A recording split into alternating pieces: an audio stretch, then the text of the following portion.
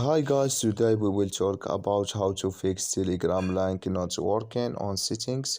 We will click here on settings, then we come here to settings window and we will go down. We will click here on apps and we come here to apps window. We will just go down here to looking for Telegram app and we will just go to found Telegram app. We will click here on Telegram, then we come to this is window here. We will click here on force stop and we will click here on OK, and we will click here on storage. Then we come here to storage window. We will click here on clear cache and we will click here on manage storage. We will click here on app. Then you just click here on clear local and it's going to you're going to turn off your Wi-Fi and turn on it and it's going to work with you.